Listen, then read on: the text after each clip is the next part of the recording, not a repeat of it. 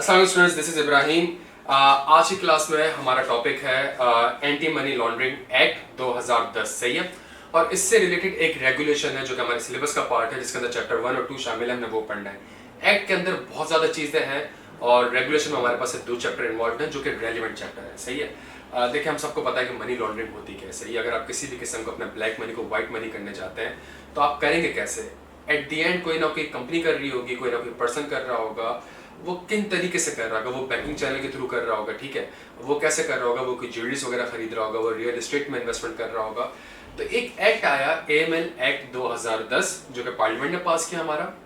और इस AML act 2010 से रेगुलेशंस कैसे आई है, आज की क्लास में हमने इंशाल्लाह इन चीजों को कवर करना है। सही है। देखें, सबसे पहले तो मैं आपको बता दूं, ये जो आपको स्लाइड दिख रही है पूरी, ये हमारे पास पूरी स्लाइड प्यारे बच्चों एक ओवरऑल मैंने आपके लिए एक समरी बना दी है, जिसके बेसिस पे आपको समझ में आ जाएगा कि कानून बनते कैसे हैं। सही है। एक कानून बनता है, उस कानून की कंप्लायंस के लिए, मॉनिटरिंग के लिए एक और कानून बनता है, उसकी कंप्लायंस मॉनिटरिंग के लिए, उसकी एग्जीक्यूशन के लिए एक और कानून बनता है। तो अगले 15 मिनट में मैं इंशाल्लाह आपको एक ओवरव्यू दे दूंगा पूरे एएमएल एक्ट का और एएमएल रेगुलेशन का। सही है। देखें, सबसे पहले तो हम एक चीज समझ लें कि offence of money laundering, offence of money laundering. सही है। अगर कोई भी बंदा, पर्सन की बात करते हैं, पर्सन के अंदर हमारे पास नेचुरल पर्सन भी आ जाता है, मैं और आप भी आ जाता है। मैं और आप भी मनी लॉन्ड्रिंग करेंगे, एएमएल एक्ट के सेक्शन में हम फॉल कर जाएंगे, एएमएल एक्ट हमारे ऊपर अप्लाई हो जाएगा, और जो नीचे पनिशमेंट के सेक्शन है वो हमारे ऊपर अप्लाई हो जाएंगे। और लीगल पर्सन भी आ जाएगा इसके ऊपर। लीगल पर्सन में हमारे पास कंपनीज भी आ जाएंगी, एसोसिएशन भी आ जाएंगी, फाउंडेशन भी आ जाएंगी, पार्टनरशिप भी हो जाएगी, सोसाइटीज। इसका मतलब है ये सब पे अप्लाई हो जाएगा। सही है। एएमएल एक्ट के कानून से कोई बच नहीं सकता। अगर मैं और आप भी करें तब भी हम फंस जाएंगे, आईक्यू स्कूल ऑफ फाइनेंस करें तब भी हमारे ऊपर एएमएल एक्ट का कानून अप्लाई हो जाएगा। अच्छा, है क्या ऑफेंस, मतलब मनी लॉन्ड्रिंग है क्या। अगर कोई भी बंदा पर्सन, सही है, पार्टिसिपेट करता है, एक्वायर करता है, कंसील करता है, या थर्ड पार्टी के बिहाफ पे होल्ड करता है। क्या होल्ड करता है? Property of crime. Property is a proceed of crime. किसी भी, अच्छा, क्राइम के ऊपर एक पूरा पाकिस्तान पेनल कोड अप्लाई होता है, उसके अंदर कोई हजारों इलस्ट्रेशन उसने बताई हुई है कि भाई ये सारी चीजें प्रोसीड्स ऑफ क्राइम है। इसमें किडनैपिंग भी आ जाती है। सही है। इसमें अगर आप ह्यूमन ट्रैफिकिंग कर रहे हैं तो ये भी इसके अंदर शामिल हो जाएगा। अगर आप ब्राइबरी वगैरह ले रहे हैं, रिश्वत ले रहे हैं, चोरी कर रहे हैं, डकैती कर रहे हैं, ये सारी की सारी चीजें इसके अंदर अप्लाई हो जाएंगी। प्रॉपर्टी के अंदर हमारे पास movable, immovable, tangible, intangible, cash, हर किस्म की चीज आ जाएगी। तो बड़ी ही कॉम्प्रिहेंसिव डेफिनेशन है कि अगर कोई भी शख्स पर्सन, सही, पर्सन की कॉम्प्रिहेंसिव डेफिनेशन, अगर वो कोई भी प्रॉपर्टी एक्वायर करता है, या प्रॉपर्टी को कंसील करता है, या प्रॉपर्टी को थर्ड पार्टी के बिहाफ पे होल्ड करता है, या ये जो पूरी एक ट्रायल चल रही है, मनी लॉन्ड्रिंग चल रही है, उसमें किसी किस्म से पार्टिसिपेट करता है, हम अकाउंटेंट भी इसमें आ जाते हैं प्यारे बच्चों, तो वो, और कौन सी प्रॉपर्टी जो कि प्रोसीड्स ऑफ क्राइम के थ्रू उसने एक्वायर करी है, पोजेस करी है, तो उसके ऊपर पनिशमेंट लग जाएगी प्यारे बच्चों सेक्शन 4 के तहत। और वो पनिशमेंट क्या होगी? उसको 1 से 10 साल तक उसको ऊपर इम्प्रिजमेंट हो सकती है। अगर मैं और आप है, मैं और आपका मतलब हम पर्सन तो है, लेकिन कौन से पर्सन है? नेचुरल पर्सन है, तो हम पे 25 मिलियन तक की पेनल्टी लग सकती है। और अगर लीगल पर्सन है प्यारे बच्चों, तो उसके ऊपर जो पेनल्टी एक्सटेंड हो सकती है वो 100 मिलियन तक एक्सटेंड हो सकती है। प्लस जो प्रॉपर्टी है वो सीज हो जाएगी आपकी। सबसे इंपॉर्टेंट चीज ये है कि प्रॉपर्टी जो होगी वो आपकी सीज हो जाएगी, वो प्रॉपर्टी थोड़ी रहेगी आपके पास। सही है। तो इसका ये मतलब नहीं कि 2500 करोड़ की प्रॉपर्टी हो, मैं 25% पेनल्टी वगैरह पे कर दूं, नहीं, वो जो प्रॉपर्टी है वो भी सीज हो सकती है। अच्छा, ये हमारे पास मनी लॉन्ड्रिंग का ऑफेंस उसने बता दिया, पनिशमेंट बता दी। तो आप लॉ को समझने की कोशिश ये करें कि लॉ ने सबसे पहले कहा कि भाई ये जो लॉ है ना मनी लॉन्ड्रिंग, ये आप सबके ऊपर अप्लाई होगा। सबके ऊपर मतलब पर्सन के ऊपर, पर्सन में हम सब आ गए। ठीक है। और उस जगह देखें, अगर आप मनी लॉन्ड्रिंग करेंगे ना, जो पूरा पाकिस्तान पेनल कोड उसने छाप दिया है, उस जगह अगर आप मनी लॉन्ड्रिंग करेंगे ना तो ये पनिशमेंट है। हमने कहा ठीक है। अब बात ये है यार, समझने की थोड़ी सी कोशिश करेगा। एक कानून बनाए, कंपनीज एक्ट तो नहीं है ना कि यार एसईसी भी बहुत सालों से पहले बना हुआ है कानून, नया कानून बना 2010 में, पहली बार ये कानून बना, तो आप करें क्या इस चीज के ऊपर, इसको कैसे लेके चलें? तो ये ओनरशिप किसने ली? ये ओनरशिप एसईसी पे ले, स्टेट बैंक ले, ये बाद में आएंगे। ये ओनरशिप किसने ली प्यारे बच्चों? ये ओनरशिप हमारे पास ली फेडरल गवर्नमेंट ने। सही है। ये फेडरल गवर्नमेंट ने हमारे पास ओनरशिप ली। मुझे एक सेकंड है सिर्फ, मैं इसको पहले एक कॉपी कर लूं ताकि आपको हैंड आउट शेयर करने में आसानी रहे।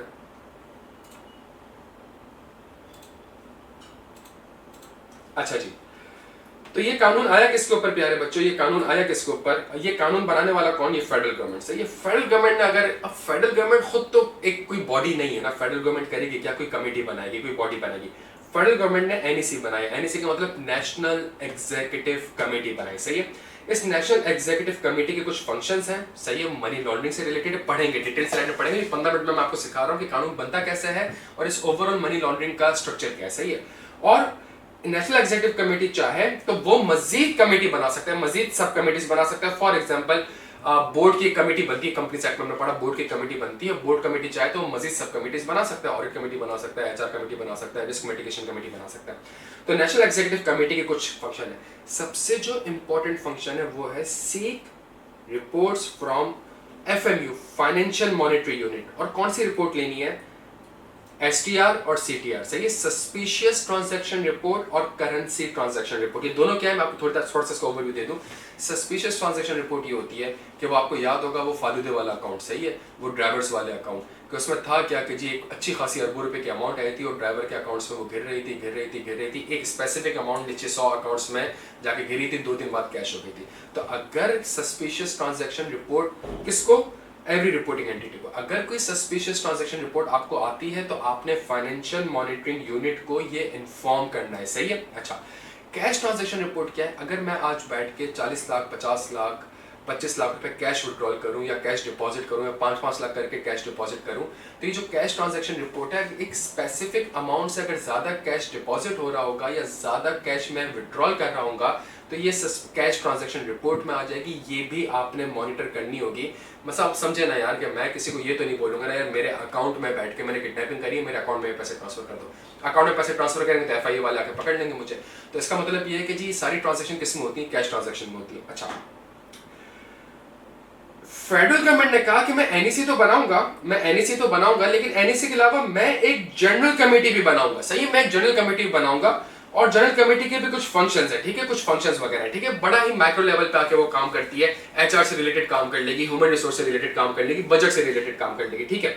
अच्छा, अब मेरी बात समझने की कोशिश करिएगा। National executive committee financial monitory unit से रिपोर्ट तलब कर सकती है कि मुझे एनालिसिस दो, रिपोर्ट्स दो और मुझे बताओ कि यार पूरे साल में या पूरे 3 महीने में, 2 महीने में कितनी सस्पिशियस ट्रांजैक्शन हुई है।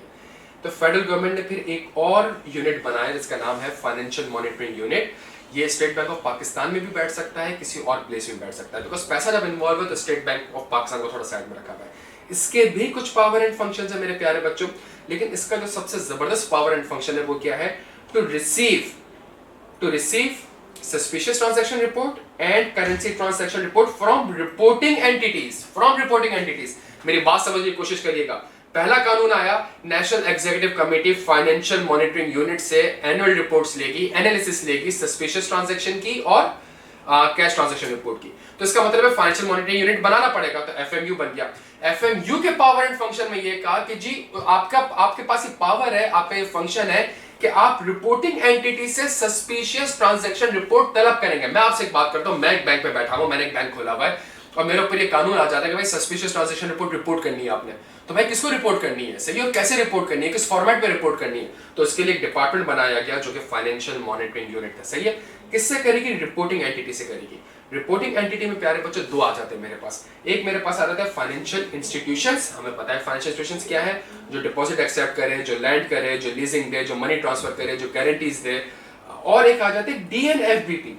डीएनएफबीपी क्या है? Designated non financial business and professionals. Designated non financial business सही है, बैंकिंग सेक्टर इन्वॉल्व नहीं है उसके अंदर। For example real estate, for example builders, for example jewellers, for example lawyers, for example accountant profession, हम भी शामिल है इसमें, who carry out transaction for their client और सर्विस प्रोवाइडर, सही है। तो ये जो लोग हैं जो क्लाइंट के बिहाफ पे काम करते हैं और जो सर्विस प्रोवाइडर्स हैं, सारे के सारे इसके अंदर शामिल हो जाएंगे, सही है। तो इन दोनों के ऊपर रिक्वायरमेंट है, बैंकिंग साइड के ऊपर भी, एनबीएफसीज के ऊपर भी, इंश्योरेंस के ऊपर भी, लीजिंग हाउस के ऊपर भी, सऊदी पाक लीजिंग कंपनी के ऊपर भी, और ज्वेलर्स के ऊपर भी, और बहरिया फाउंडेशन के ऊपर भी, और डीएचए फाउंडेशन के ऊपर, इन सब के ऊपर ऑब्लिगेशन है कि आपने सस्पिशियस ट्रांजैक्शन रिपोर्ट और कैश ट्रांजैक्शन रिपोर्ट आपने जमा करवानी है। किसको जमा करानी है? फाइनेंशियल मॉनिटरिंग यूनिट को।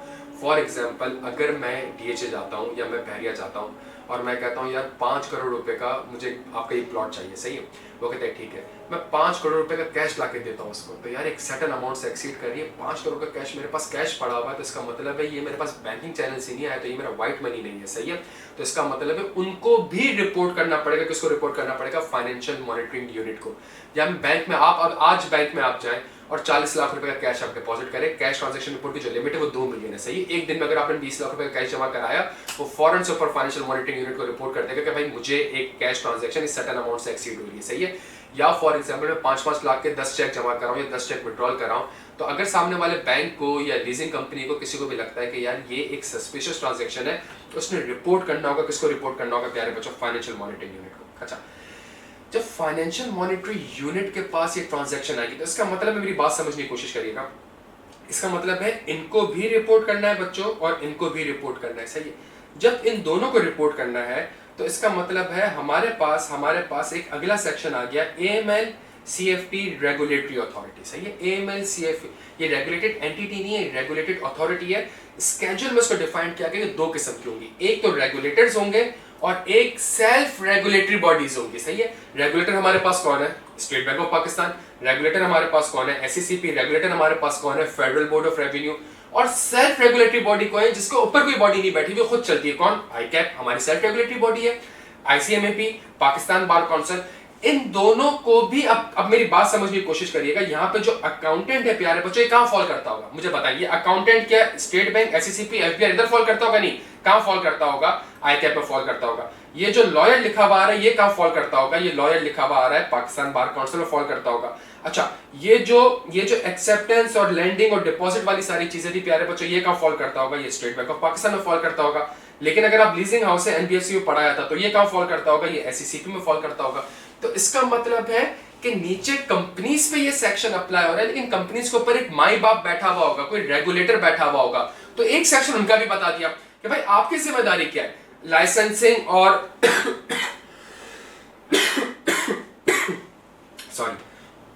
लाइसेंसिंग और registration.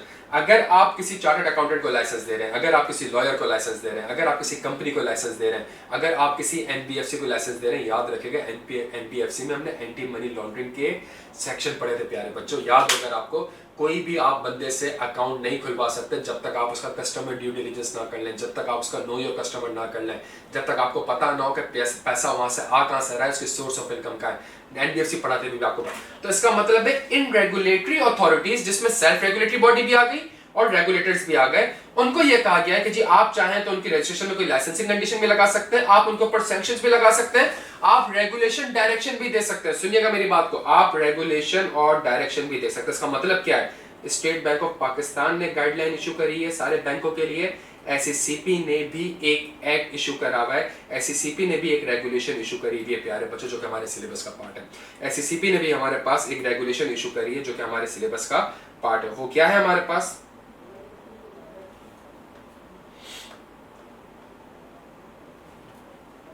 Securities and exchange commission of Pakistan anti money laundering and countering financing of terrorism regulation 2020 का। यहां तक बात समझ आती है मेरे बच्चों को? क्लियर है हम सारे यहाँ पे? तो इसको बड़ा हमने गौर से देखना है कि जहां रेगुलेशन है तो इसका मतलब है फेडरल गवर्नमेंट ने कहा मैंने एक कमेटी बनाई है, सही है, मैंने एक फाइनेंशियल मॉनिटरिंग यूनिट बना दिया, आपने ही तो उनको सस्पिशियस ट्रांजैक्शन रिपोर्ट बनानी है। तो उसने कहा कि यार कहां फॉल करेगी? सही, एक तो रेगुलेटर्स है, रेगुलेटर के अंदर इतनी सारी कंपनीज आ रही है, उसने कहा जी आप कंडीशन इंपोज करें, आप सेक्शन लगाएं, आप रेगुलेशंस दें, आप डायरेक्शंस दें। और उसने कहा जो सेल्फ रेगुलेटरी बॉडी, कल को इंशाल्लाह आप मेंबर बन जाएंगे तो आपके पास ICAP से दिन में कोई 4 बार या 5 बार ईमेल आती रहेगी कि भाई ये तालिबान का अकाउंट है, ये ओसामा बिन लादेन का अकाउंट है, ये वो अकाउंट है, UN सिक्योरिटी काउंसिल ने इसको क्या कहते हैं FATF में डाला हुआ है, इसको ग्रे लिस्ट में डाला हुआ है, इसको ब्लैक लिस्ट किया हुआ है, काइंडली इन अकाउंट्स के साथ कोई भी ट्रांजैक्शन या इनके स्पॉन्सर के साथ या इनके साथ कोई भी ट्रांजैक्शन आप ना करिएगा। ICAP भी AML एक्ट के अंदर फॉल कर जाता है, तभी ICAP अपने मेंबर्स को ये सारी ईमेल्स वगैरह इशू कर रहा होता है। क्या यहाँ तक बात समझ आती है? तो इसका मतलब है अगर एक बैंक ने अच्छा सस्पिशियस ट्रांजैक्शन पर करेंसी ट्रांजैक्शन कौन बताएगा? बैंक भी बता सकता है, सऊदी बैंक लीजिंग कंपनी बता सकता है, NBFC भी बता सकती है, हमारे पास ज्वेलर्स भी बता सकते हैं, रियल एस्टेट भी बता सकते हैं, किसी न किसी एक्ट या रेगुलेशन तहत तो बनी होगी, सही है। जब वो उसको बताएंगे फाइनेंशियल मॉनिटरिंग यूनिट को, तो फाइनेंशियल मॉनिटरिंग यूनिट क्या करेगा? फाइनेंशियल मॉनिटरिंग यूनिट फौरन से इन सारी चीजों को किसको फॉरवर्ड कर देगा? प्यारे बच्चों, फौरन से सारी चीजें इन्वेस्टिगेटिंग ऑफिसर को फॉरवर्ड कर देगा। अगर आपको याद हो पाकिस्तान में एक चीज चली थी कि जी एक इन्वेस्टिगेटिंग ऑफिसर था जिसने ये जो हमारी एक मॉडल थी जो पैसा लेके एयरपोर्ट से बाहर जा रही थी और पकड़ी गई थी, तो वो जो इन्वेस्टिगेटिंग ऑफिसर था उसको मार दिया गया था, आपको अगर याद हो, या उसने खुदकुशी कर ली थी, ऐसा कोई सीन हुआ था। तो जो इन्वेस्टिगेटिंग ऑफिसर होगा तो फाइनेंशियल मॉनिटरिंग यूनिट के पास नीचे से चीज़ें आएंगी, बैंक से, एससीसीपी से, कंपनी से, इन सबसे चीज़ें इनके पास। इसने आगे किसको फॉरवर्ड करी? इसने आगे फॉरवर्ड करी इन्वेस्टिगेटिंग ऑफिसर को। नेशनल एग्जीक्यूटिव कमेटी जब चाहे आपसे कह सकता है कि चलो बेटा शाबाश, मुझे रिपोर्ट्स दो, स्टैट्स दो, एनालिटिक्स दो, ठीक है। इन्वेस्टिगेटिंग ऑफिसर के पास क्या राइट्स है प्यारे बच्चों? वो आपके रिकॉर्ड सीज कर सकता है, वो आपकी प्रॉपर्टी सीज कर सकता है, वो आपके खिलाफ अरेस्ट वारंट जारी कर सकता है, वो आपके खिलाफ क्या कहते हैं इंक्वायरीज कर सकता है, वो ये सारे काम इन्वेस्टिगेशन कर सकता है। आपकी प्रॉपर्टी जो सीज कर लेगा वो फेडरल गवर्नमेंट को कर देगा, वो उस प्रॉपर्टी को मैनेज भी कर सकता है, वो उसके अगर उसके पास पावर है कि वो प्रॉपर्टी के पास जाके सर्वे भी कर सकता है, वो सर्च एंड सीज भी कर सकता है, वो पर्सन को भी सर्च कर सकता है जो बेनिफिशियल ओनर होगा, वो प्रॉपर्टी को रिटेन भी कर सकता है, वो रिकॉर्ड भी कर सकता है, और फिर कुछ हमारे पास जुरिस्डिक्शन के सेक्शन आ जाते हैं। क्या यहाँ तक बात समझ आती है हमें? तो ये हमारे पास प्यारे बच्चों ओवरऑल एक स्ट्रक्चर है।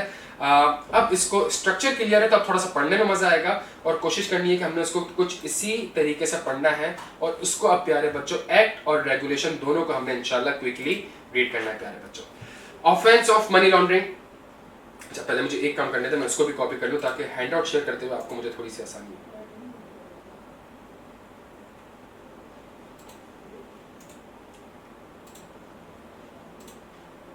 अच्छा मेरे प्यारे बच्चों, चले आ जाओ।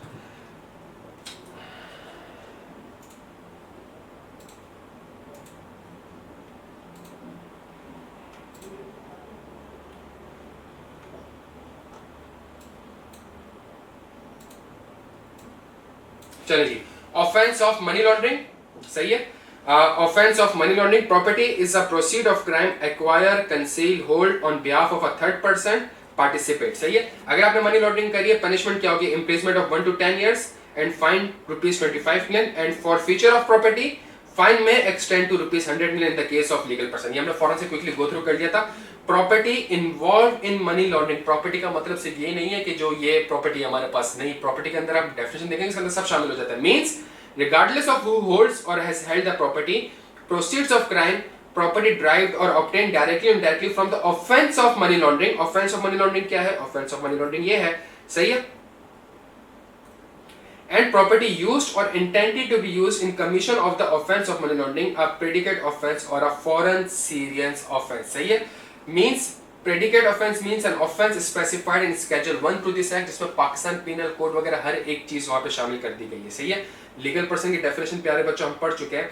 अब करेगी क्या? मेरी बात सुनिएगा। अब फेडरल गवर्नमेंट क्या करेगी? फेडरल गवर्नमेंट क्या करेगी? फेडरल गवर्नमेंट सबसे पहले एक कमेटी बनाएगी, इसका नाम क्या है? National executive committee. Federal government shell constitute the committee consist of members. Members भी कौन से? स्केड्यूल में बताए गए सारे मेंबर्स। मेंबर्स भी स्केड्यूल में प्यारे बच्चों बताए गए, सही है। अगर आप कहते हैं तो मैं आपको दिखा देता हूं, शो कर देता हूं। हमारे पास मेंबर्स क्या है? Minister for the national executive committee shall comprise the following members: Minister for Finance, Minister for Law, Minister for Foreign Affairs, Minister for Interior, Minister for Economic Affairs, अब governor SBP, chairman SCCP, director general. अब आपको खुद पता है प्यारे बच्चों, ये लोग तो काम नहीं करेंगे ना, ये लोग तो मैक्रो लेवल पे काम करेंगे, ठीक है। तो अगर तो इनकी क्या जिम्मेदारी है भाई? इनकी क्या जिम्मेदारी है? इनकी जिम्मेदारी है the national executive committee shall hold meeting twice a year and responsible for the following function: make recommendation to federal government. एक कमेटी बनाई गई है जो कि फेडरल गवर्नमेंट को रिकमेंड करेगी। लाइक आपको याद हो कोविड भी जब आया था तो एक कमेटी बनाई गई थी और उस कमेटी के अंदर वो प्राइम मिनिस्टर को रिकमेंड करते थे, सही है। To make rules and provide guidance for implementation of the act, AML act, and framing the national policy. To make rules for determination of offence that may be considered predicate offence. Seek report from the competent authorities. इसको मैं थोड़ा सा अलग colour से highlight कर रहा हूं। Seek report from, ये सुनिएगा मेरी बात को, seek report from competent authorities including annual report containing the overall analysis of the STR and NTR, सही है। और अगर आप देखें तो आपको यही कुछ चीजें यहां पे दिखेंगी। After analyzing, disseminate to the concerned investigation or prosecution agency and thereafter request feedback in the form of periodic reports or statistics, सही है। तो ये किसके पावर एंड फंक्शन है? ये FMU के पावर एंड फंक्शन है। अच्छा जी, NEC national executive committee may constitute one or मोर, मे का वर्ड लिखा हुआ है, सही है प्यारे बच्चों, मे का वर्ड लिखा हुआ है। मे constitute one or more sub committee to assign and delegate federal government to assign and delegate. FG shall FG shall constitute general meeting, constitute the general committee, shall का वर्ड लिखा हुआ है प्यारे बच्चों, consist of members as mentioned in schedule 3 of this act which perform function। तो schedule 3 में भी सारे के सारे members बताए गए कि ये members होंगे, सही है।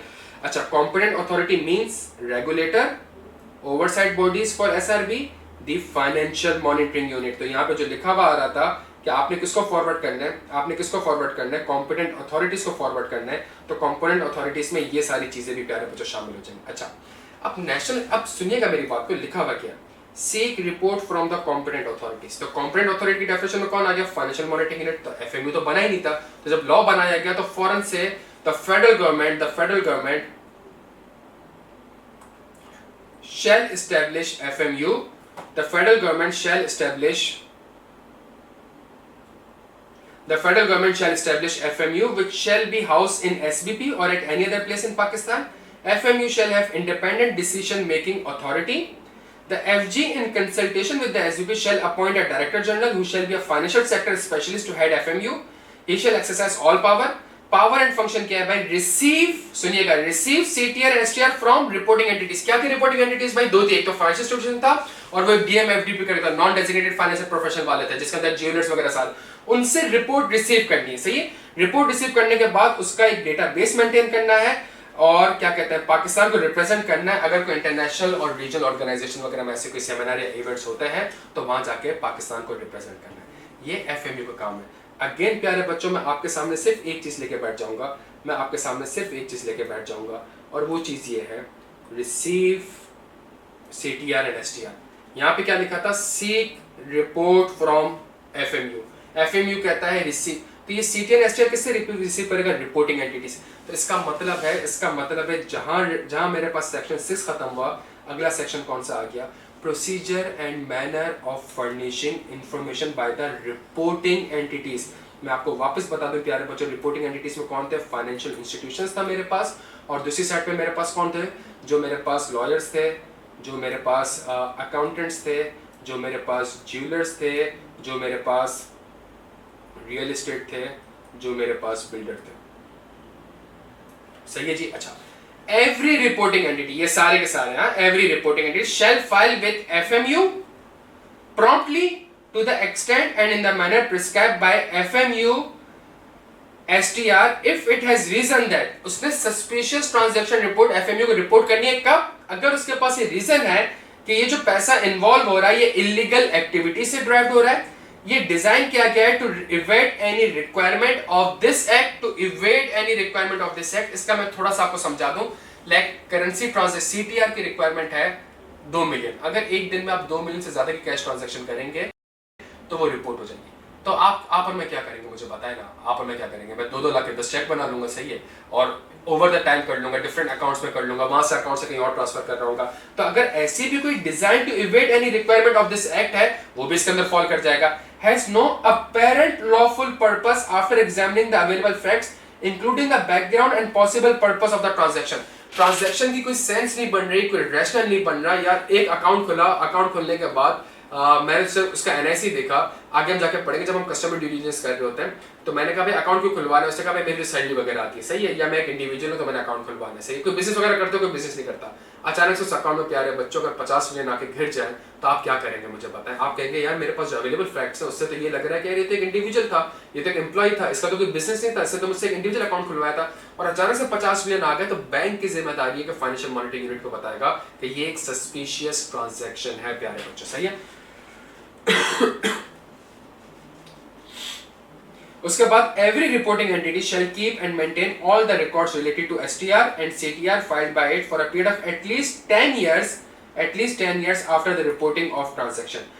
अच्छा, तो इसका मतलब है अब रिपोर्टिंग एंटिटी के ऊपर ये ऑब्लिगेशन आई कि आपने एफएमयू को जमा कराना है, सही है। एफएमयू आगे किसको जमा कराएगा प्यारे बच्चों, एफएमयू आगे नेशनल एग्जीक्यूटिव कमेटी को जमा कराएगा, सही है। नेशनल एग्जीक्यूटिव कमेटी किसने बनाई है, फेडरल गवर्नमेंट ने बनाई है प्यारे बच्चों। तो इस तरीके से कानून बनते हैं, इस तरीके से डिपार्टमेंट बनते हैं, इस तरीके से सेक्शंस बनते हैं, इस तरीके से एक्ट बनता है। एएमएल का एक्ट एक ही होगा। अगर स्टेट बैंक ऑफ पाकिस्तान अपने बैंकिंग अपने बैंकिंग सेक्टर के लिए कोई स्पेसिफिक चीज लेके आना है तो वो एक्ट के थ्रू लेके नहीं आएगा, वो रेगुलेशन के थ्रू लेके आएगा। सही है, उस रेगुलेशन में कुछ बातें लिखी होंगी जिसके ऊपर कोई एक्सप्लेनेशन देनी होगी, तो वो मजीद कोई सर्कुलर या रूल्स देगा, जो कि एससीसीपी ने करा कि एससीसीपी ने अपनी कंपनीज के लिए जो हर वो कंपनी या हर वो पर्सन जो कि एससीसीपी के एम्बिट में फॉल करता है उसके लिए एक रेगुलेशन इजाद कर दी 2020 में। अच्छा जी, कंडक्टिंग द सीडीडी। सही है, अगली रिक्वायरमेंट मेरे पास आ गई, कंडक्टिंग द सीडीडी। इसका सीडीडी का मतलब है customer due diligence.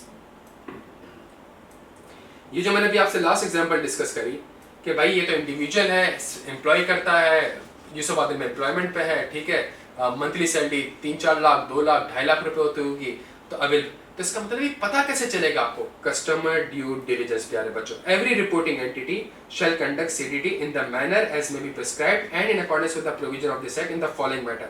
Entering into a business relationship, CDD conduct कब करना है? जब आप किसी बिजनेस रिलेशनशिप में एंटर होने जा रहे हो। एवरी रिपोर्टिंग एंटिटी, जब आप बिजनेस रिलेशनशिप में एंटर होने जा रहे हो। क्या मतलब इसका मतलब समझने की कोशिश करिएगा कि अगर एक बैंक अकाउंट अगर आप बैंक में अकाउंट खुलवाने जा रहे हो तो बैंक ने सीडीडी करना है। सही है, अगर आप एक लीजिंग कंपनी से लोन लेने जा रहे हो आपने लीजिंग कंपनी ने सीडीडी करना है। अगर आप म्यूचुअल फंड में इन्वेस्ट करने जा रहे हो आपने सीडीडी करना है। आपको याद होगा हमने पढ़ा था कि आप कैश में इन्वेस्टमेंट नहीं कर सकते, इन्वेस्टमेंट हमेशा बैंकिंग चैनल से होगी। एनबीएफसी में हमने पढ़ा भी था प्यारे बच्चों। सही है, इवन अगर आप कोई क्लाइंट भी एज एन ऑडिटर एक्सेप्ट कर रहे होते तो मैं और आप जानते हैं कि हम उसका पूरा मैनेजमेंट की इंटेग्रिटी को असेस करते हैं, दो शायद गवर्नेंस कौन है, शेयर होल्डर्स कौन है, इन सारे फैक्टर्स को हम असेस कर रहे होते हैं। सही है, 2-3 बहुत बड़े नाम बीच में आए थे जिनके ऊपर एंटी मनी लॉन्ड्रिंग के इश्यूज हुए थे, और अगर आप देखें तो बहुत से ऑडिट फर्म्स ने उनका ऑडिट करने से मना कर दिया था। क्यों मना कर दिया था? इन एक्ट्स और रेगुलेशन की वजह से। सही है, तो सीडीडी हमें कंडक्ट करना होता है। Conducting an occasional transaction above the prescribed threshold when there is a suspicious of money laundering or terrorist financing where there are doubts about the veracity of the adequacy or previously obtained data। सही है, वही वाली बात जो मैंने आपको example दी कि employ था और 2-3 लाख रुपए सैलरी थी और 50 करोड़ के ट्रांजैक्शन कर रहा है, तो हर कंपनी ने कस्टमर ड्यू डिलिजेंस करना है। ये पहला, जब तक आप अपने कस्टमर को नहीं जानेंगे आप कैसे कह सकते हैं कि ट्रांजैक्शन सस्पिशियस है कि नहीं है। Every reporting entity shall identify the customer and verify the customer identity on the basis of documents, date or information obtained from all reliable and independent source। independent source में आपके पास नादरा भी आ जाता है। सही है, independent source में आपके पास FBR भी आ जाता है। तभी अगर आप देखें तो आप जब बैंक अकाउंट खुलवाने जाएंगे वो आपका थंबनेल वगैरह लेगा, आपके सीएनआईसी को, आपके डिटेल्स को वहां से इंडिपेंडेंट सोर्स से वेरीफाई कर रहा होगा। ठीक हो गया जी। Identify the beneficial owner. देखें, अगर मैं आप अपने चौकीदार के नाम पे अकाउंट खुलवाने जा रहे हैं, या फॉर एग्जांपल अगर आप कोई कंपनी बनाने जा रहे हैं और आप कंपनी में ऐसे 4-5 डायरेक्टर्स रख देते हैं, अल्टीमेट बेनिफिशियल ओनर आप हैं या उस अकाउंट का अल्टीमेट बेनिफिशियल ओनर आप हैं। ये बड़ा जरूरी है। तो आईक्यू में हमने जॉइंट अकाउंट खुलाया था आईक्यू स्कूल ऑफ फाइनेंस के नाम से, लेकिन मुझे और सर आईक्यू को अपना एनआईसी, अपनी सारी डिटेल्स प्रोवाइड करनी पड़ी थी। बैंक उसके बगैर आपको अकाउंट खोलने देगा ही नहीं।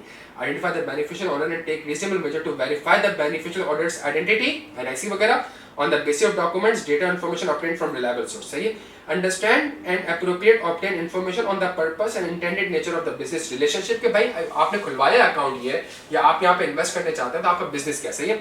Monitor the business relationship on an ongoing basis प्यारे बच्चों। सही है, अच्छा तो ये हो गया कस्टमर ड्यू डिलिजेंस कि भाई आपने कस्टमर डिलिजेंस करना है। ये कस्टमर ड्यू डिलिजेंस एक्ट में भी लिखा हुआ है, और अगर वो लोग जो एससीसीपी के ज़मीरे में फॉल करते हैं उनके ऊपर रेगुलेशन भी अप्लाई हो जाएगी, और रेगुलेशन में ठीक ठाक चीज़ें बताई गई हैं about the customer due diligence. थोड़ी देर में पढ़ लेते हैं उसको भी। ठीक है जी। अच्छा, रिलायंस ऑन थर्ड पार्टी। मैं कहता हूँ यार कि मेरी तो ये एक्सपर्टीज नहीं है और मेरे लोग भी जो है काम करते हैं वो अजीब है।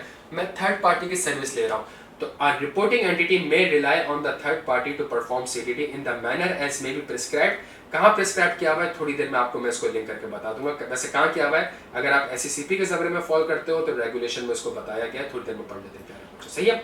Record keeping, every reporting entity shall maintain a record of all transaction for a period of at least 5 years। सही है। इनएबिलिटी टू कंप्लीट सीडीडी, अगर आईक्यू स्कूल ऑफ फाइनेंस अपना अकाउंट खुलवाने जा रहा है, वो लोग कहते हैं भाई account IQ school of finance के पीछे कौन है। सही है, और क्या कहते हैं मैं और सर एमक्यू, ठीक है, एनआईसी ला के दो, पार्टनरशिप डीड ला के दो। और अगर वो चीज फॉर एग्जांपल हम प्रोवाइड नहीं करते तो we are reporting entity is unable to complete the CDD requirement, it shall not open the account, commence business relation or perform the transaction, or shall terminate the business relation if any, and shall promptly consider filing a suspicious transaction report। ये बड़ा जरूरी है, सही है। मैं information लेके गया, उसने मुझे कहा एनआईसी दो, पीछे ऑनर कौन दो, बैंक वालों को मैंने सारी चीजें प्रोवाइड नहीं करी, तो इसका ये मतलब थोड़ी कि वो एफएमयू को नहीं बताएगा। अब तो ज्यादा डाउट क्रिएट हो गया कि जहां मैं उससे चीजें मांग रहा हूं वो छुपा रहा है, तो समझ में कोई चोर है। उसमें फौरन से एफएमयू को प्यारे बच्चों क्या करना पड़ेगा, रिपोर्ट करना पड़ेगा। लेकिन वो बिजनेस रिलेशनशिप उस कस्टमर के साथ नहीं कर सकता, सही है। No reporting entity shall enter into a business relationship or conduct any transaction with a customer who is anonymous or provides a fictitious name. Risk, अब ये सुनिएगा मेरी बात को। अब जो आपको लाइन से दिख रहा है यहाँ पे 7E, ये जितनी भी 7 की बातें आपको लिख रही है प्यारे बच्चों, मैं स्पेशली आपको बता दूं, ये 7 का पूरा जो सेक्शन है 7A, 7B, 7C, 7D, 7E, 7F, 7G, 7H, ये सारे के सारे 2020 के एक्ट में, ये 2010 का एक्ट है लेकिन 2020 में अमेंडमेंट आई थी। अमेंडमेंट क्यों आई थी, क्या लॉजिक थी, थोड़ी देर में एक्सप्लेन करता हूं। आपने करना क्या, every reporting entity shell take appropriate step to identify, assess and understand the risk to which its business is subject, compliance program, policies and procedure। अब आपको अगर मैं थोड़ी सी एक बात करूं, मेरी बात समझने की कोशिश करिएगा, थोड़ा सा इसको समझने की कोशिश करिएगा। फेडरल गवर्नमेंट ने क्या बनाया, नेशनल एग्जीक्यूटिव कमेटी, सही है। फिर एक फाइनेंशियल मॉनिटरिंग यूनिट बनाया, सही है। फिर उसने कहा फेडरल गवर्नमेंट ने कि भाई मैं तो वैसे कितने सालों पहले SECP को इजाद कर चुकी हूँ, स्टेट बैंक ऑफ पाकिस्तान को इजाद कर चुकी हूँ, फेडरल बोर्ड ऑफ रेवेन्यू को इजाद कर चुकी हूँ, सही है। और इनके अंदर बहुत सारी चीजें आती होंगी, लाइक HBL यहाँ फॉल करता होगा, ठीक है। फॉर एग्जांपल सऊदी पाक लीजिंग कंपनी यहाँ फॉल करता होगा, फॉर एग्जांपल PNG यहाँ फॉल करता होगा, फॉर एग्जांपल जिलेट यहाँ फॉल करता होगा, फॉर एग्जांपल NBP के म्यूचुअल फंड्स यहाँ फॉल करते होंगे, सही है। ये जो मैंने चीजें लिखी हुई है, या फेडरल गवर्नमेंट ने बोला मैंने तो बहुत पहले ICAP ऑर्डिनेंस बनाया था, तो ICAP एक सेल्फ रेगुलेटरी बॉडी है, तो ICAP यहाँ फॉल करता होगा। फेडरल गवर्नमेंट ने कहा ये सारे के सारे क्या है, ये रिपोर्टिंग एंटिटीज है, सही है। इसका मतलब है कानून जो असल, अगर मैं एक पर्सन हूं, मेरी बात सुनिएगा, अगर मैं एक पर्सन हूं, सही है, अगर मैंने मनी लॉन्ड्रिंग करनी है, मैं यहाँ पे जाके भी कर सकता हूँ, मैं यहाँ पे जाके भी कर सकता हूँ, मैं यहाँ पे जाके कैसे, मतलब लेट्स से मैंने ऑडिट फर्म वगैरह में टैक्स इवेजन वगैरह ये सारी चीजें, सही है। मेरे पास ये 3 रास्ते हैं, तो इसका मतलब है पर्सन आएगा तो इधर ही, इनमें ही किसी के पास आएगा, इनमें ही किसी के पास आएगा। जब इनमें ही किसी के पास आएगा तो बड़ा जरूरी है कि ये लोग कस्टमर ड्यू डिलिजेंस करें, ये लोग रिस्क असेसमेंट करें, ये लोग रिस्क असेस करके छोड़ना दें, ये तो रिस्क मिटिगेट करें, थोड़ा बहुत ऑडिट पढ़ा रहा हूं, सही है। लोग रिस्क करके असेस ना करें, लोग तो रिस्क मिटिगेट करें, और सिर्फ रिस्क मिटिगेट ना करें बल्कि रिस्क मिटिगेट करने के लिए कंट्रोल्स चाहिए, कंट्रोल्स इंप्लीमेंट करें और इन कंट्रोल्स की मॉनिटरिंग करें। ये सारे 7 के सेक्शन जो आपको दिख रहे हैं प्यारे बच्चों, ये सारे 7 के सेक्शन इस तरीके से चीजें चल रही है हमारे पास, ठीक है। लेकिन यहाँ पे गाइडेंस कुछ इतनी प्रोवाइड नहीं करी है, क्यों गाइडेंस प्रोवाइड नहीं करी, उसने कहा यार मुझे क्या पता ये जो HBL है यहाँ पे CDD कैसे होती होगी, यहाँ पे रिस्क असेसमेंट क्या होगी, सही है, बिकॉज ये तो बैंक है। और मुझे नहीं पता PNG की जो रिस्क असेसमेंट होगी, PNG में जिस तरीके से मनी लॉन्ड्रिंग हो सकती है, जरूरी नहीं कि वो HBL में डिफरेंट तरीके से होगी, और ICAP में तो और ही डिफरेंट तरीके से होगी। तो उन्होंने अपने नीचे रेगुलेटरी बॉडीज को कह दिया कि भाई मैं आपको राइट देता हूं, फंक्शन है आपका। ICAP ऑर्डिनेंस अगर आप देखेंगे, ऑर्डिनेंस में नहीं लिखा हुआ, ICAP को जो बाई लॉज आप देखेंगे वहां नहीं लिखा हुआ AML का वर्ड, लेकिन जहां AML एक्ट 2010 आया उसने फेडरल गवर्नमेंट ने कहा कि मैंने ही ICAP बाई लॉज बनाए थे, मैंने ही ICAP ऑर्डिनेंस बनाया था, मैं आपको ये पावर दे रहा हूं कि आप मनी लॉन्ड्रिंग से रिलेटेड एक्ट और रेगुलेशन बना सकते हैं। अगर आप स्टेट बैंक ऑफ पाकिस्तान, अगर आप कंपनीज एक्ट 2017 देखेंगे या स्टेट बैंक ऑफ पाकिस्तान का अगर आप बैंकिंग ऑर्डिनेंस, बैंकिंग ऑर्डिनेंस कितना पुराना, 1962 का है, एक्ट 2010 में आया हुआ है, सही है। तो वहां तो मनी लॉन्ड्रिंग का कुछ जिक्र नहीं हुआ होगा, लेकिन उसने क्या बोला कि मैं स्टेट बैंक को पावर देता हूं कि अगर आपने चाहना है रेगुलेशन, रूल्स, डायरेक्शंस वगैरह बनानी तो आप बनाए। क्यों? बिकॉज आप अपने सेक्टर को ज्यादा अच्छे से जानते हैं। जब आप अपने सेक्टर को ज्यादा अच्छे से जानते हैं तो आपको पता होगा कि आपके सेक्टर में मनी लॉन्ड्रिंग किस तरीके से हो सकती है, कैसे अकाउंट खुलवाते हुए। मैं म्यूचुअल फंड में अकाउंट खुलवा रहा हूं, इन्फॉर्मेशन डिफरेंट होगी, मैं बैंक में अकाउंट खुलवा रहा हूं, इन्फॉर्मेशन डिफरेंट होगी, मैं ICAP से प्रैक्टिसिंग लाइसेंस लेने जा रहा हूं, ऑडिट फर्म खुलवाने जा रहा हूं, रिक्वायरमेंट डिफरेंट होगी प्यारे बच्चों। मैं एक कंपनी बनाने जा रहा हूं, रिक्वायरमेंट डिफरेंट होगी, मैं एक NPO खोलने जा रहा हूं, रिक्वायरमेंट डिफरेंट होगी। तो यहां तक बात समझ आती है हमें, सही है। तो इसका मतलब है अब जो हमारे पास प्यारे बच्चों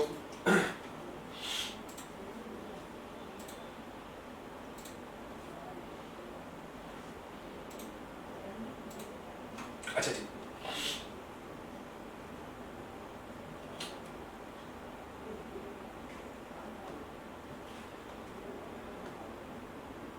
तो ये सारी बातें कंप्लायंस प्रोग्राम, रिस्क अंडरस्टैंडिंग। तो भाई कैसे करें रिस्क अंडरस्टैंडिंग, क्या करें? प्यारे बच्चों स्टेट बैंक ने अपने बैंकों के लिए अलग बताया है। हमारे जो सिलेबस का पार्ट है वो है securities and exchange commission of Pakistan, anti money laundering and counting of financing of terrorism regulation 2020। सही है। तो इसमें पहला सेक्शन रेगुलेशन में पहली रेगुलेशन कौन सी पता है? रिस्क असेसमेंट की। ये कहां से लिंक हो रहा है रिस्क असेसमेंट? जो एक्ट में रिस्क अंडरस्टैंडिंग का वर्ड लिखा हुआ था। सही है। अच्छा, तो इसका मतलब है the regulated person shall take appropriate steps in accordance with. अच्छा एक सेकंड, रेगुलेटेड पर्सन कौन है मेरे प्यारे बच्चों? रेगुलेटेड पर्सन कौन है? Means securities broker, future brokers, insurers, तकाफुल ऑपरेटर्स, एनबीएफसीज एंड मुदारबा regulated by SECP under the administered legislation. PNG Gillette यहाँ पे फॉल नहीं करेगा। क्यों फॉल नहीं करेगा? बिकॉज पीएनजी कस्टमर को सेल करता है, कस्टमर को साबुन बेचने के लिए उसका एनआईसी तो नहीं लेगा। सही है।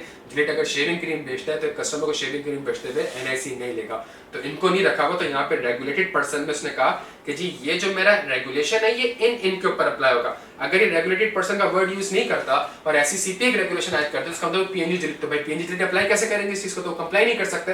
तो कानून प्यारे बच्चों इस तरीके से बनता है, तभी एक डेफिनेशन इस तरीके से इंसर्ट हो रही होती है। सही है जी। अच्छा जी, तो इसका मतलब उसने कहा क्या? उसने कहा भाई रिस्क असेसमेंट करनी है। कैसे risk? The regulated person shall take appropriate steps in accordance with the section 7F of the AML act. बच्चों समझ आ रही है बात? अच्छा, टू आइडेंटिफाई, असेस, थोड़ा बहुत वही ऑडिट अगर पढ़ा हुआ तो to identify, assess and understand its money laundering and terrorist financing risk for customer, countries or geographic areas and product service transaction or delivery channels. The regulated person shall document their risk assessment, consider all the relevant risk factor, अगर advance audit पढ़ाओ प्यारे बच्चों थोड़ा समझ आ रहा होगा, keep their risk assessment up to date, categorize their own overall entity level risk as high, medium और low best। आप अब बैंक अपने सारे कस्टमर को हाईलाइट करें कि ये लो रिस्क है, ये मीडियम रिस्क है, ये हाई रिस्क है, और have appropriate mechanism to provide risk assessment. सही है। उसके बाद जब रिस्क असेसमेंट कर ली तो भाई रिस्क असेसमेंट करके छोड़ना थोड़ी, जब रिस्क है तो उसको रिस्क मिटिगेट करना है। तो रिस्क मिटिगेट करने के लिए आपने कुछ ये एक्शंस प्यारे बच्चों लेने होंगे, policies and procedures and monitoring है, ऑथराइजेशन है, अप्रूवल है। मैं इनको रीड नहीं कर रहा, बड़े आसान है। सही है, लेकिन नोट्स के अंदर सारे शामिल है। सही है। अच्छा जी, उसके बाद अगर आप कोई new product practice and technology launch करते हैं तो समझने की कोशिश करेगा प्यारे बच्चों, जो रिस्क असेसमेंट करी थी वो तो पुराने प्रोडक्ट की थी। अब अगर आप न्यू प्रोडक्ट कर रहे हैं तो उसके अंदर आपको वापस से ये सारे काम करने होंगे, रिस्क असेसमेंट करनी होगी। ठीक है जी। अगली चीज मेरी बात सुनिएगा, क्या लिखा हुआ आ रहा है? अगला सेक्शन, सेक्शन 8। तो सेक्शन अभी कौन सा सेक्शन पढ़ा हमने? 4, 5, 6 था नहीं, 7, और अब हम 8 पे आ गए। 8 पे अगर हम आए तो किस चीज के ऊपर आ गए? कस्टमर ड्यू डिलिजेंस प्यारे बच्चों, कस्टमर ड्यू डिलिजेंस। अब कस्टमर ड्यू डिलिजेंस अगर आप थोड़ी देर पहले देखें तो हमने कहीं पढ़ा था प्यारे बच्चों इसको, कंडक्टिंग सीडीडी, यहाँ पे खत्म हो रहा है। कंडक्टिंग सीडीडी एक्ट पे यहाँ पे खत्म हो रहा है। एसईसीपी ने रेगुलेटेड पर्सन के लिए सारा प्रोसीजर बता दिया है कि आपने इस तरीके से कस्टमर ड्यू डिलिजेंस करनी है। कैसे करनी है? अरे थोड़ा सा पढ़ लेते हैं प्यारे बच्चों।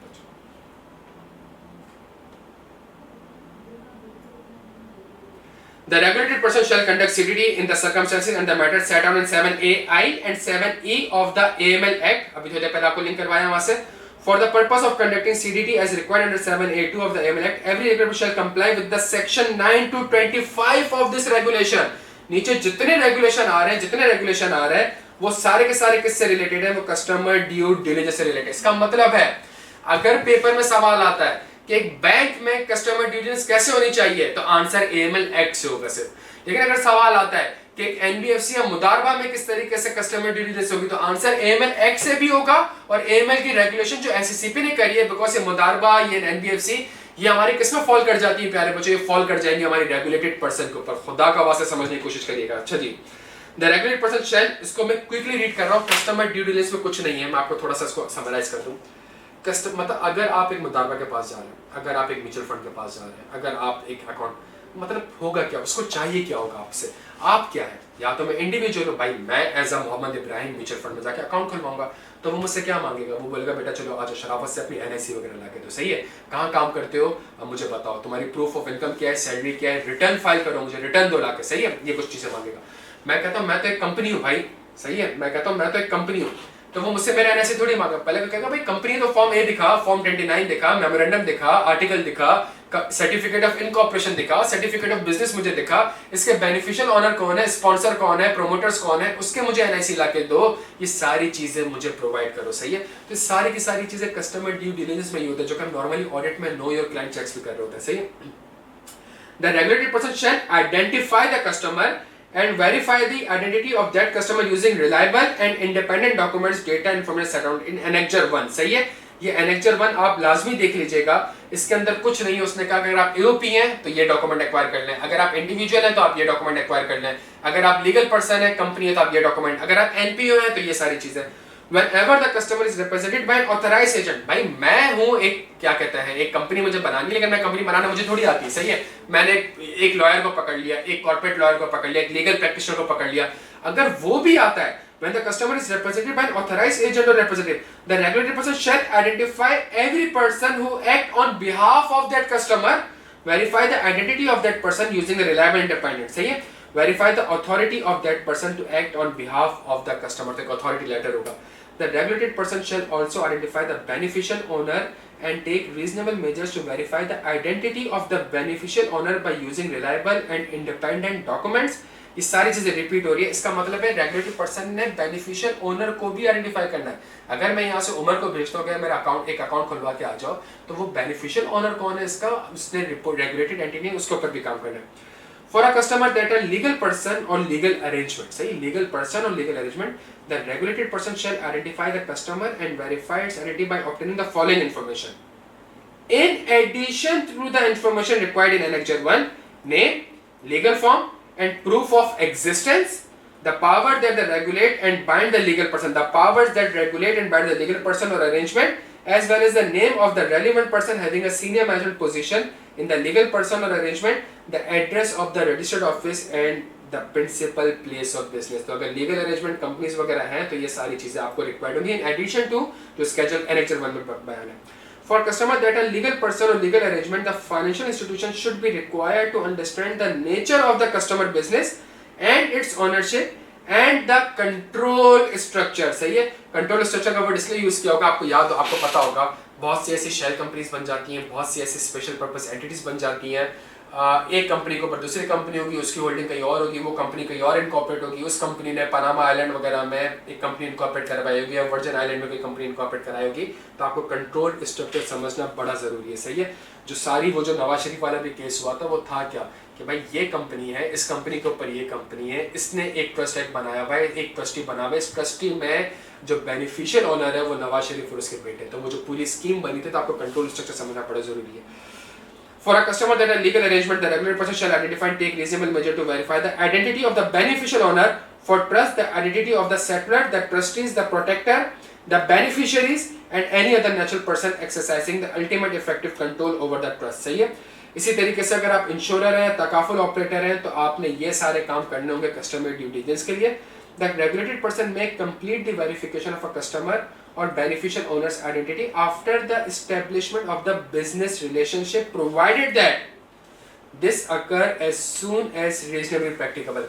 मैं अकाउंट खुलवाने जाऊं और बैंक 90 दिन तक अकाउंट ही ना खोले और ये कहे कि यार क्या कहते हैं हम कंप्लायंस चेक कर रहे नहीं, इस तरह नहीं हो सकता। सही है, the regulated person may complete the verification of a customer or beneficial owner identity after the establishment of the business relationship, provided that this occur as soon as reasonably practicable।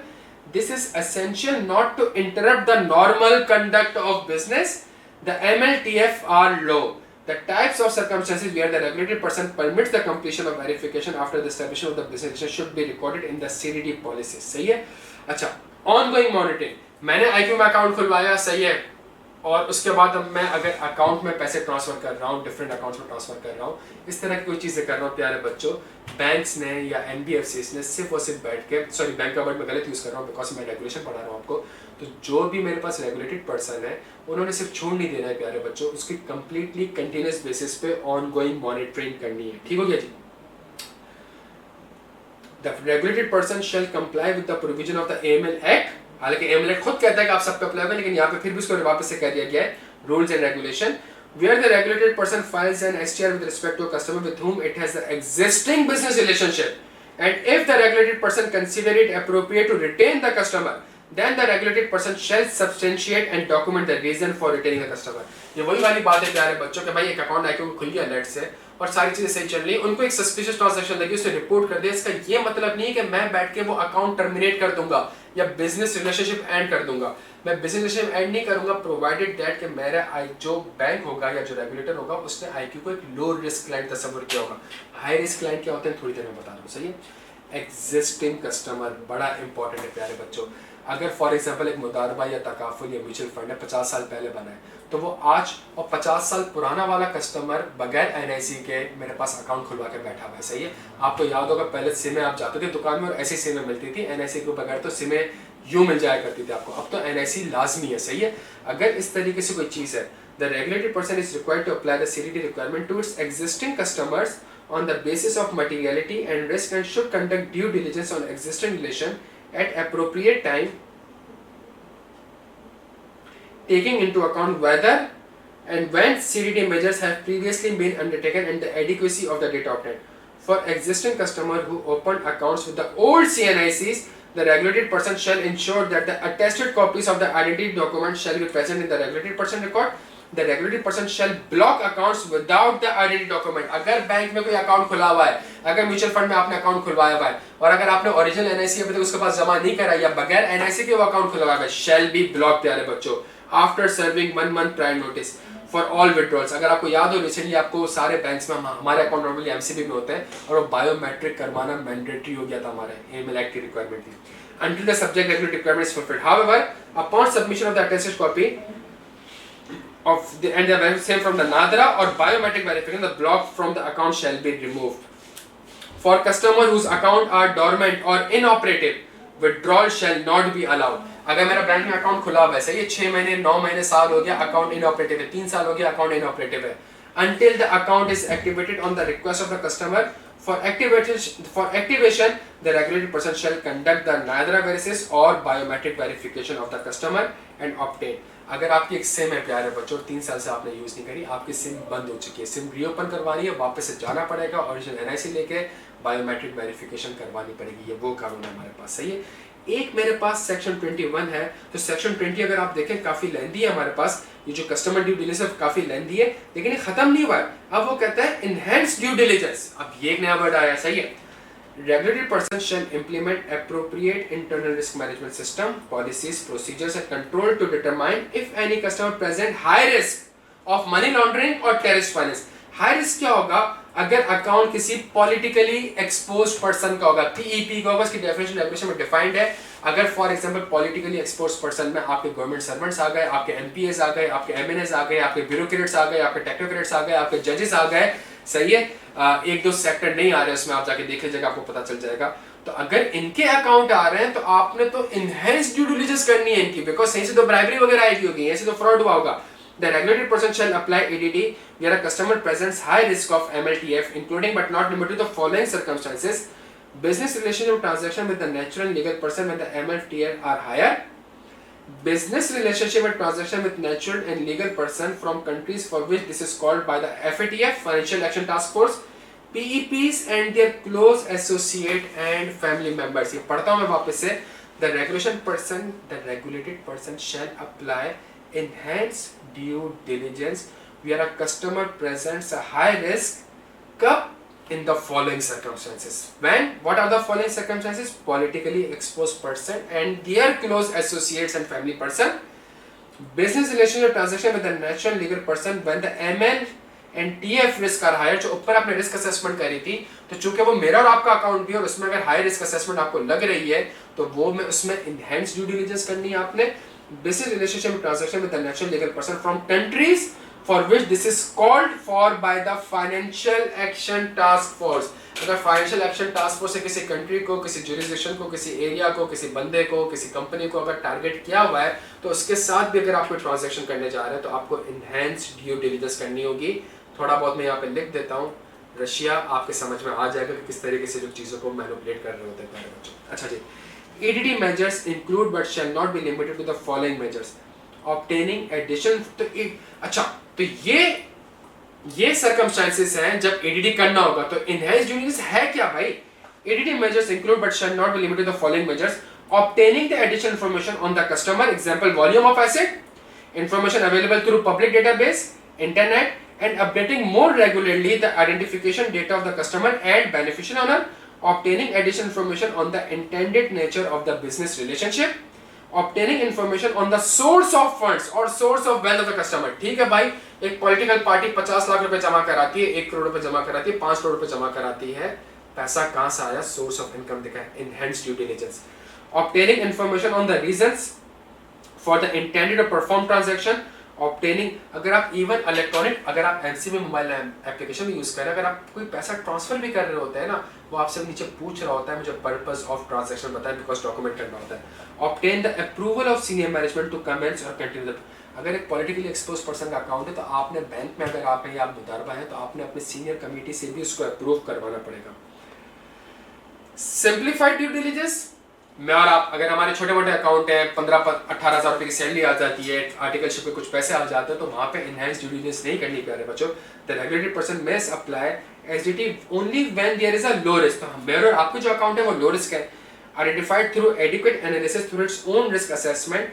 अच्छा, मैं बार बार कह रहा हूँ मेरे और आपके अकाउंट तो मैं बैंक की एग्जांपल दे रहा हूँ, लेकिन रेगुलेशन ये बैंक के ऊपर एप्लीकेबल नहीं है, ठीक है, वो तो स्टेट बैंक की गाइडलाइन, लेकिन मैं समझाने के लिए आपको कर रहा हूँ.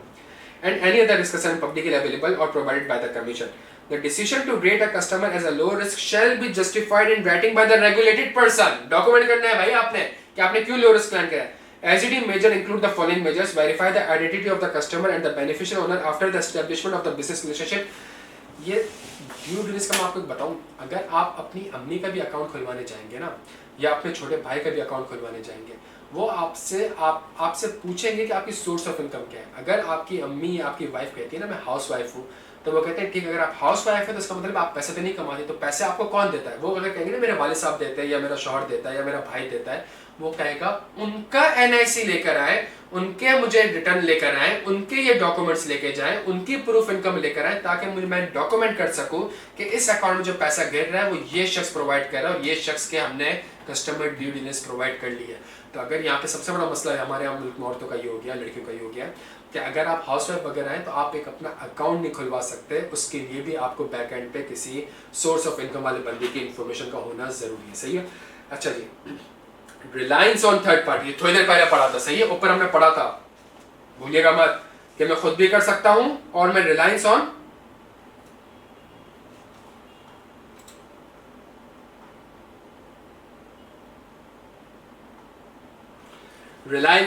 एक्ट में लिखा था reliance on third party. SCCP ने रेगुलेशन में कहा कि रिलायंस ऑन थर्ड पार्टी करना है, करो. थर्ड पार्टी का मतलब आप अपना फंक्शन आउटसोर्स कर दो. बैंक या मुदारबा अपना ये फंक्शन आउटसोर्स कर देता है. प्यारे बच्चों, अल्टीमेट रिस्पांसिबिलिटी बैंक की होगी, अल्टीमेट रिस्पांसिबिलिटी मुदारबा की होगी. अगर आपने आउटसोर्स करना है लाजमी करें. Any regulated person may rely on a third party to conduct CDT on its behalf as set out in the provision A to 23, ऊपर से लेके A to 23, provided that the regulated person shall remain liable for any failure. तो ये सारी की सारी बात इस तरीके से करता है आपसे कि भाई अल्टीमेट रिस्पांसिबिलिटी आपकी ही है. TFS obligation, terrorist financing. जब आप इंशाल्लाह चार्टर्ड अकाउंटेंट बन जाएंगे तो दिन में 3-4 ईमेल आके आपकी आपको आती रहेगी कि ये फला अकाउंट है जिसको यूएन काउंसिल ने बैन कर दिया है, ये वो फला शख्स हैं जिनके साथ आप ट्रांजैक्शन नहीं कर सकते, ये वो फला शख्स हैं जिनके साथ आप बैंक अकाउंट ऑपरेट नहीं कर सकते. तो इसका मतलब है the regulated person shall undertake the TFS obligation under the United Nations security council act 1948 or Anti-Terrorism Act 1997 and any regulation made therein, including develop mechanism, process and procedure for screening and monitoring customer. तो UN Security Council federal government मतलब United nation Pakistan की हुकूमत को बताता है कि ये Usama bin Laden के ये अकाउंट्स हैं या ये उसके रेलिवेंट पर्सन है या ये उसके इमीडिएट फैमिली मेंबर्स हैं, इनके साथ आपने ट्रांजैक्शन नहीं करनी. फेडरल गवर्नमेंट क्या करेगा, फेडरल गवर्नमेंट नीचे डिपार्टमेंट्स को बताएगा. और जब फेडरल गवर्नमेंट नीचे डिपार्टमेंट को बताएगा तो वो कहेगा क्या, वो कहेगा भाई डेटाबेस है, यहाँ पे डेली बेसिस पे आपने देखना है कि जिन जिन के नाम आ रहे हैं उनके साथ में ट्रांजैक्शन नहीं करनी, और वो नाम डेली बेसिस पे अपडेट हो रहे होते हैं. तो इसका मतलब है the regulated person shall undertake कैसे develop mechanism, process and procedure for screening and monitoring the customer, potential customer and beneficial owner to detect any matches, detect any, वो कहते हैं ना कि जी आप एयरपोर्ट वगैरह जा रहे हो तो नाम के एंड में खान आ जाए या तालिबान आ जाए या ओसामा बिन लादेन आ जाए, तो वो आपको वीजा ही नहीं दे रहे होते, सही है, वो स्क्रीनिंग आपकी ज्यादा, क्यों, वो आपसे क्या कहता है कि यार सिस्टम से नाम मैच कर रहा है मेरे, सही है। To detect any matches or potential matches with the stated or designated proscribed person in the SROs and notification issued by the Ministry of FA and NACTA and Ministry of Interior, सही है। तो ये सारे का सारा उसने बताया हुआ है टेररिस्ट फाइनेंसिंग से रिलेटेड कि भाई जितनी भी इंटरनेशनल टेररिस्ट ऑर्गेनाइजेशन है या उनके लोग हैं, इंटरनेशनल ऑर्गेनाइजेशन यूएन हर मुल्कों को बताता रहता है, वो मुल्क अपने रिस्पेक्टिव डिपार्टमेंट को बताते रहते हैं, इंक्लूडिंग आईकैप को भी। जब आईकैप को बताता है तो आईकैप डेली बेसिस पे देखता है लिस्ट में कोई नाम अपडेट हुआ, जैसे ही अपडेट होता है आईकैप अपने सारे मेंबर्स को, ऑडिट फर्म्स को, प्रोफेशनल्स को कम्युनिकेट करता है प्यारे बच्चों। तो ये हमारे पास रेगुलेशन थी, स्टेट बैंक की भी रेगुलेशन है, हमारे सिलेबस का पार्ट नहीं है। इस वीडियो में प्यारे बच्चों कंटेंट ज़्यादा था तो मैंने सारे रीड नहीं किया, लेकिन चीज़ें आसान है, बस कस्टमर ड्यू डिलिजेंस करनी है, कैसे करनी है, ठीक है। एक चीज़ बड़ी इंपॉर्टेंट है, इस वीडियो में आपको लाजमी ये समझ आया होगा कानून बनता किस तरीके से, कमेटीज़ किस तरीके से बनती है, कमेटी को मेंबर कैसे बनते हैं, कमेटी के पास चीज़ें कैसे आती हैं। जब चीज़ें आएंगी, जब एनईसी को ये पावर दिया गया कि आप मांग सकते हैं एफएमयू से सस्पिशियस ट्रांजैक्शन रिपोर्ट, तो इट मीन्स एफएमयू के पावर एंड फंक्शन में एक सेक्शन आना चाहिए था जिसमें ये लिखा हुआ हो कि आप मांग सकते हैं रिपोर्टिंग एंटिटी से सस्पिशियस ट्रांजैक्शन रिपोर्ट। लेकिन वहाँ पे डॉक्टर थोड़ी सी चेंज कर दी, उसने कहा एवरी रिपोर्टिंग एंटिटी शैल सबमिट। अब जब सस्पिशियस ट्रांजैक्शन रिपोर्ट सबमिट करनी है, मैंने करेंसी ट्रांजैक्शन रिपोर्ट सबमिट करनी है, तो इसका मतलब है कंपनीज के कुछ पॉलिसीज एंड प्रोसीजर होंगे, उससे रिलेटेड गाइडेंस प्रोवाइड कर दी। और सबसे बड़ी ज़्यादा पैसा सेकेंडरी है, पैसा करने वाला बंदा कौन है, तो कस्टमर ड्यू डिलिजेंस के ऊपर ज़्यादा फोकस है कि अगर आप कस्टमर को अच्छे से पहचान गए तो इसका मतलब है ट्रांजैक्शन को भी आप अच्छे से पहचान लेंगे। नेक्स्ट क्लास में प्यारे बच्चों इंशाल्लाह इसके ऊपर हम 5 पेपर्स करेंगे। अपना बेहद ख्याल रखिएगा। Thank you so much.